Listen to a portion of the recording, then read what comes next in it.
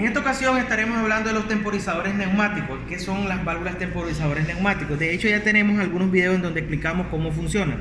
Ahorita solo vamos a ver la aplicación práctica. Entonces acá tenemos dos temporizadores. En este caso tenemos un timer on delay o un temporizador, que en este caso es una válvula normalmente cerrada, porque en el caso de los temporizadores neumáticos son válvulas. Y también tenemos un segundo que lo vamos a tratar de explicar, que es el normalmente abierto. Para la aplicación, en este momento vamos a utilizar un cilindro de simple efecto. Acá tenemos el temporizador, vamos a iniciar con el timer on delay. En este caso debemos de conocer sus partes, debemos de saber la graduación, la carátula que él tiene. Esta es la señal que lo activa, el pilot. Esta es la P de presión. Debemos de saber para qué son cada una de esas conexiones. Y la salida, cuando él cuente el tiempo, está acá en el punto de conexión A, nos va a entregar una salida de trabajo. Entonces nosotros vamos a tratar de hacer esas conexiones.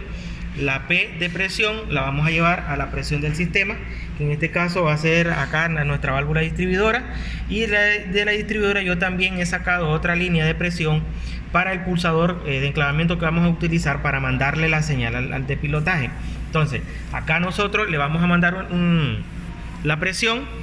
Y la salida de acá, cuando activemos este pulsador, le vamos a mandar esa señal, mandarlo a activar acá, como podemos ver acá. Ahora voy a conectar esta salida de trabajo solo para que vean en qué momento se activa. De la válvula distribuidora llevamos una línea de presión para el interruptor que vamos a ocupar, o pulsador que vamos a ocupar para la señal. Acá llevamos la otra línea de presión. Ahora acá al pilot yo voy a conectar la línea que lo va a activar, y esa lo voy a sacar de este pulsador.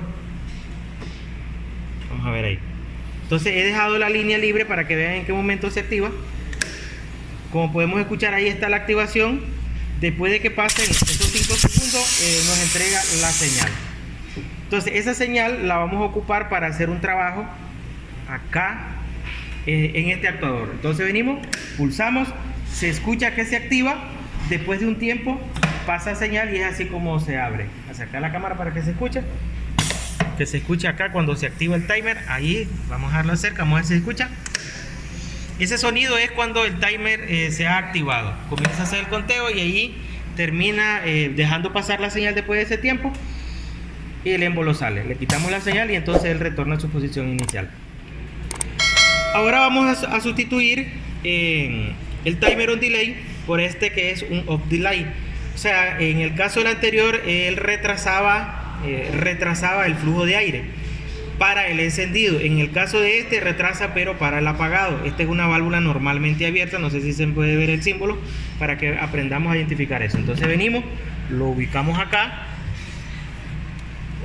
y ahora vamos a hacer las conexiones que requiere. La presión siempre en P, la salida de trabajo, que es la que viene del actuador, y el pilotaje que viene del pulsador.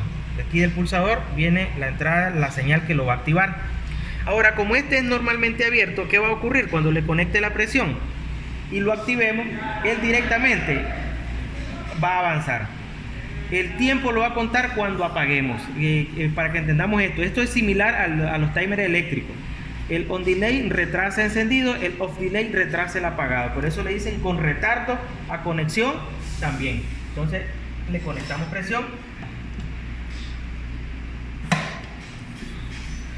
Y como ya estaba aquí, observar el émbolo salió. No sé si se miró en el video. Sí, salió. Sí.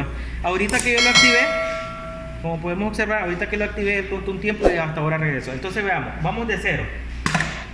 Ahí no he trabajado nada más que le conectamos presión. Entonces el émbolo arranca hacia afuera. Cuando yo vengo y lo apago, o sea que hasta ahorita activo, el timer se activa para contabilizar ese tiempo que le he programado, para después mandar a guardar el émbolo.